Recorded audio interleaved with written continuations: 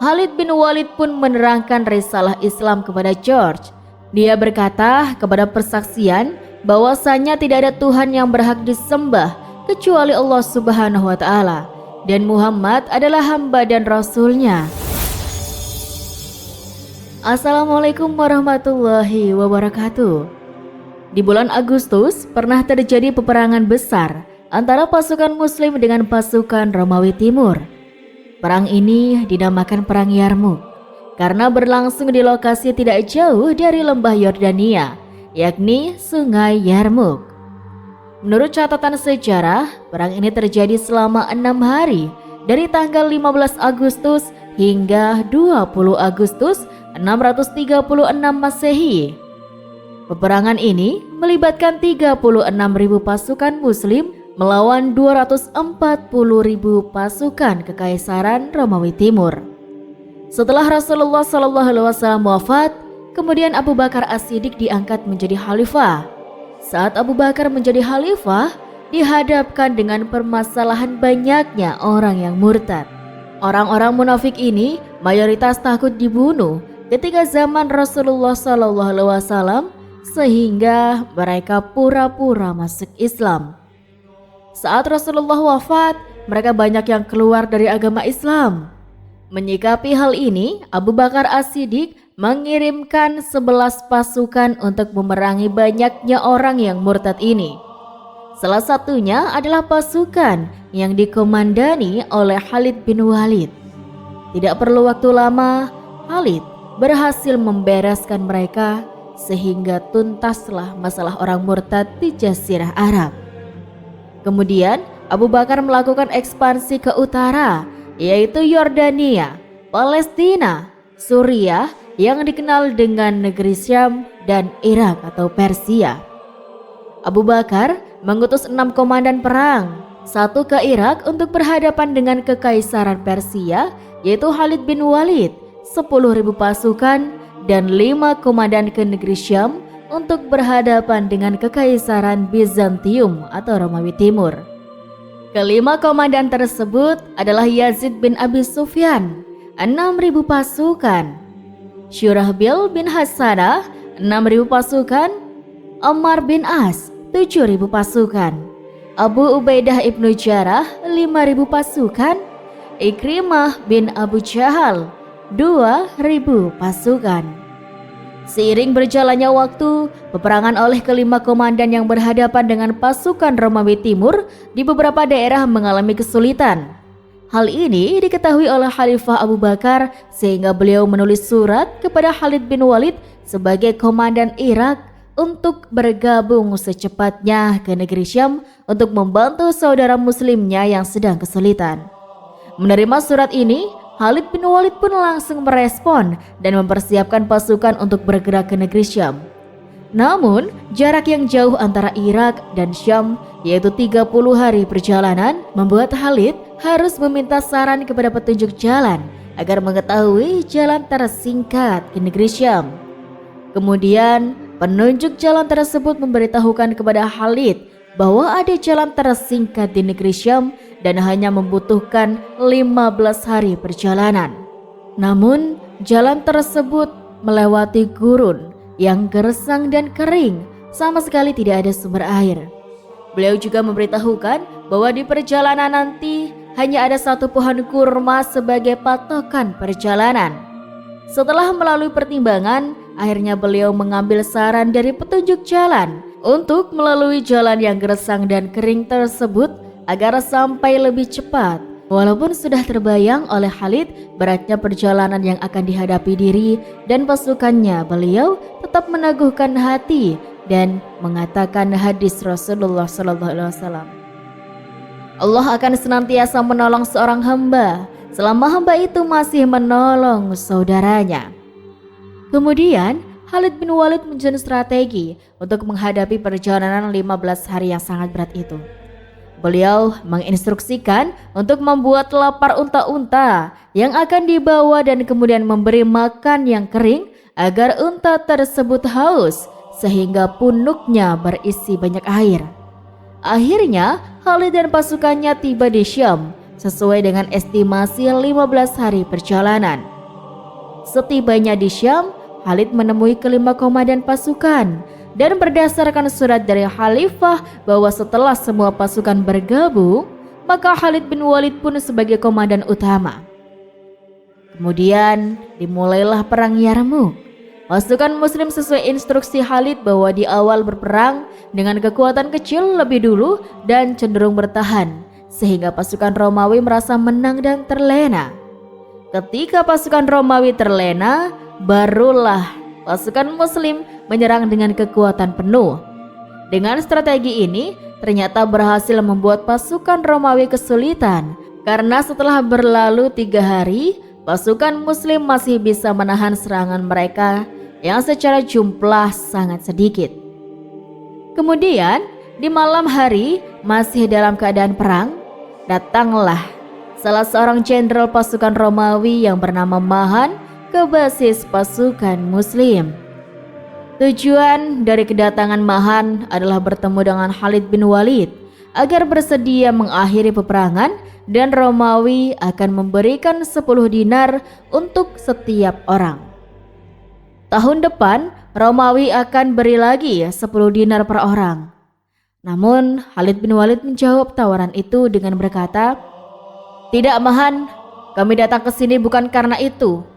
Kami datang ke sini wahai jenderal, wallahi kami adalah bangsa peminum darah, dan kami mendengar bahwa darahnya orang Romawi adalah darah terlezat di muka bumi. Maka kami datangkan kepada kalian kaum yang mencintai kematian," ujarnya. Kemudian dengan rasa takut, Mahan kembali ke pasukannya dan bertemu dengan panglima pasukan Romawi yang bernama Georgia. Kisah panglima perang Bizantium, George bin Tozira, yang sekali sholat selama hidupnya tapi masuk surga. Kisah ini diabadikan oleh Ibnu Katsir dalam kitabnya yang berjudul Al-Bidayah wa Nihayah. Mungkin di antara teman-teman masih asing jika mendengar nama tokoh satu ini. Pria ini bernama Gregorius Theodorus alias Jarajah, atau yang lebih dikenal dengan nama George bin Tozira. Pada beberapa saat sebelum perang Yarmuk pecah, George memanggil Khalid bin Walid untuk mengajaknya bertemu di suatu tempat. George ingin berbicara empat mata dengan Khalid dan menanyakan beberapa pertanyaan. Kemudian Khalid bin Walid pun berangkat bersama dengan kudanya untuk menemui George di suatu tempat. Saat Khalid pergi, posisinya sementara digantikan oleh Abu Ubaidah. Ketika keduanya telah bertemu, mereka pun mulai berdialog di atas kudanya masing-masing. Sebelum mereka berdialog, George pun berkata, "Wahai Khalid, aku ingin bertanya sesuatu kepadamu. Jawablah pertanyaanku ini dengan jujur dan jangan berbohong, karena orang yang merdeka tidak pantas untuk berbohong. Dan jangan pula kau tipu aku, karena orang yang mulai sepertimu tidak akan menipu." Lalu George mulai membuka pembicaraannya. Dia penasaran tentang julukan dari Khalid bin Walid yang artinya pedang Allah. Karena penasaran, George pun bertanya, "Wahai Khalid, apakah Allah menurunkan sebuah pedang dari langit kepada nabi kalian, lalu kemudian ia memberikan pedang itu kepadamu? Kemudian benarkah pedang itu jika dipakai berperang pasti akan mengalahkan musuhnya?" Khalid pun menjawab, "Tidak, bukan itu maksudnya." Makin penasaran, George pun lanjut bertanya, "Terus kenapa engkau disebut dengan Saifullah?"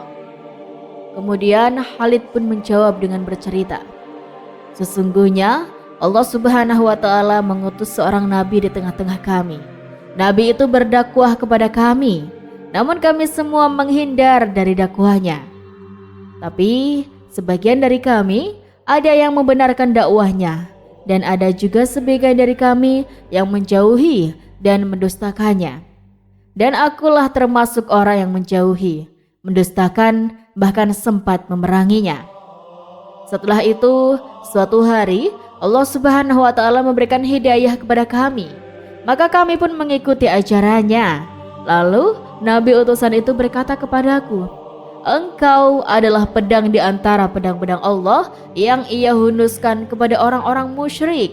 Kemudian ia mendoakanku dengan kemenangan, lalu memberikanku sebuah gelar, yaitu Saifullah. Dari situlah aku menjadi orang yang paling keras permusuhannya terhadap orang-orang musyrik. Dari jawaban ini, George pun menjadi tahu makna sebenarnya dari gelar pedang Allah itu. Kemudian George pun berkata, "Wahai Khalid, engkau telah berkata jujur kepadaku."